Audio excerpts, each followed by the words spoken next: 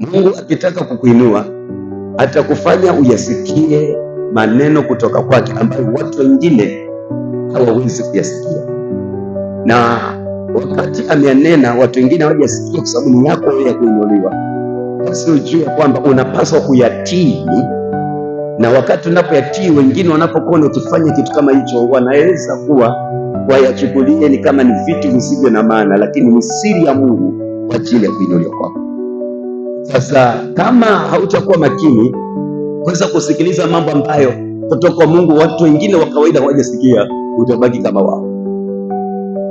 When God wants to elevate you and make you hear a word that many around you ambao wanataka kukuinua katikati yao, they cannot hear, and even if they hear, they will not obey. So lazima kama wamesikia, lazima wewe ubaki ukiwa unatii. Kikumbuka nyakati za Paulo wakati anataka kutolewa katikati ya wao, Mungu alimsikilizisha sauti. Paulo ndio anasikia pekee yake, anaambia wewe Sauli, mbona unaniudhi? Anauliza, ni nani wewe Bwana wangu? Ni nani wewe Bwana wangu? Anasema mimi ni Yesu. Sasa akaambiwa nenda huko na huko na huko na huko. Maisha ya Paulo yaligeuka katikati ya wale wote alikuwa na wao, hayakugeuka yao, kwa sababu ilikuwa ile sauti ilikuwa meant isikio na yeye, na alikuwa katikati yao. When God wants to elevate you, you must be sensitive in spirit to hear and also obey what many cannot obey, kwa sababu adui yako pia kama angelipata nafasi asikilize vile Mungu anasema na vile ambavyo ameamua kufanya kwako, it will be very easy for your enemy to stop you. Itakuwa rahisi sana adui yako kunyamazisha.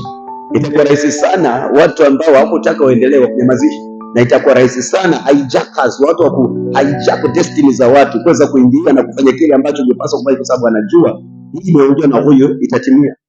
Wakati Mungu anataka kukuinua, lazima ujue kuna maneno yatakuja kwako, na hayo maneno yakija, kama hiyo maamuzi ya mashauri yakija, lazima uyatilie maanani.